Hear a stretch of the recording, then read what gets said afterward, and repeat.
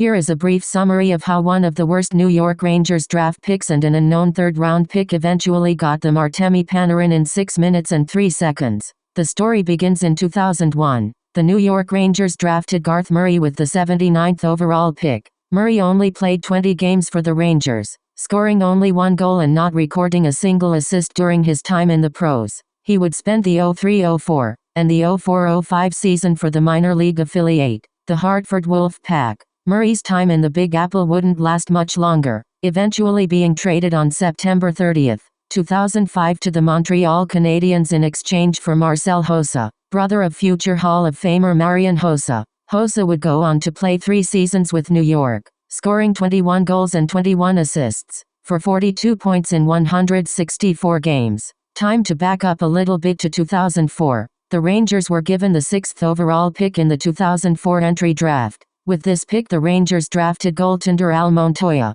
At the time this seemed like a good pick, however this eventually turned out to not be the case. Montoya would not play a single game in the NHL for the Blueshirts, eventually being demoted to the East Coast Hockey League, but spending a majority of his time in the American Hockey League for the Wolf Pack. Seeing the struggles Montoya had, they wanted to get some value from him, so they looked for a trading partner. To sweeten the deal a little bit for a potential partner, the Rangers offered up Hossa as a form of compensation in a package deal. One team eventually bid on the offer, and on February 28, 2008, Hossa and Montoya were traded to the Arizona Coyotes, in exchange for Josh Gratton, David Lemieux, Fredericks Jostrom and a 2009 conditional 5th-round pick. With this pick the Rangers drafted centerman Roman Horrocks. Horrocks spent the next 2 seasons with the Chilliwack Bruins of the WHL, scoring 47 goals and 78 assists, for 125 points in 130 games.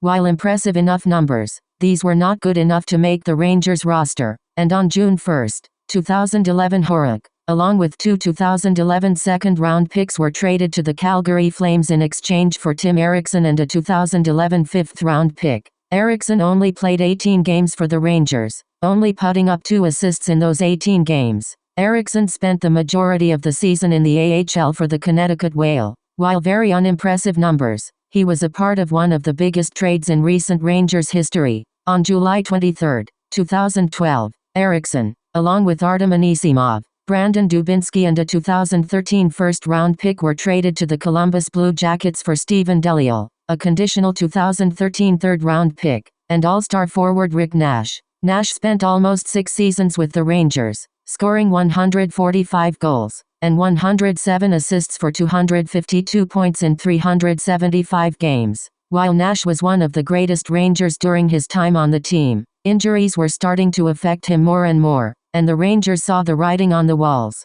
However, this turned out quite beneficial for the team, as on February 25, 2018, Nash was traded to the Boston Bruins in exchange for Ryan Spooner, Matt Bolesky, Ryan Lindgren, a 2018 first-round pick and a 2019 7th-round pick. This monstrous trade for the Rangers proved to be key for the future. The next trade in this timeline involves Ryan Spooner. Spooner only played 36 games for the Rangers, scoring only 5 goals and 13 assists for 18 points. The Rangers looked to get rid of Spooner and proceeded to shop him around. One team was interested, and on November 16, 2018 Ryan Spooner was traded to the Edmonton Oilers in exchange for Ryan Strome. Time to back away from the Rangers for a little bit and focus on Spooner's moves now. Spooner played 25 games for the Oilers, scoring only 2 goals and 1 assist for 3 points. The Oilers desperately wanted to get rid of Spooner, so on February 16,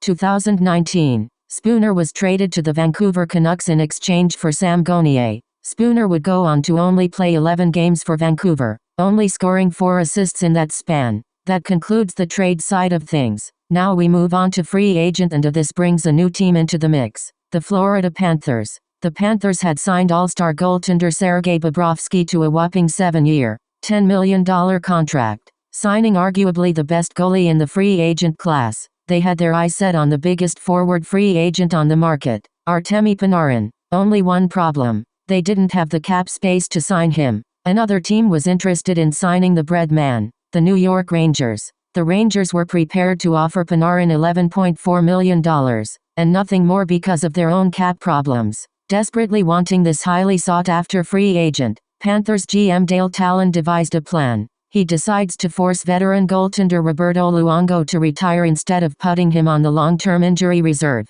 This affected Vancouver because of the recapture penalties that came with Luongo retiring early. So Vancouver needed to do something. They ended up buying out the contract of Spooner to clear up some of their own cap room. However, this also cleared some cap room for another team, the New York Rangers. This lets them offer a higher contract to the bread man, from $11.4 million to $11.6 million. Panarin, seeing the higher price tag and being able to live in the city life, decided to sign with the Rangers, where he is playing now, putting up record numbers in his first season, scoring 32 goals and 63 assists, for 95 points in a season shortened to just 69 games. Well, there you have it. The story on how one of the worst Rangers draft picks in Montoya became one of their best players of the 2010s and arguably the 2020s in Artemi Panarin.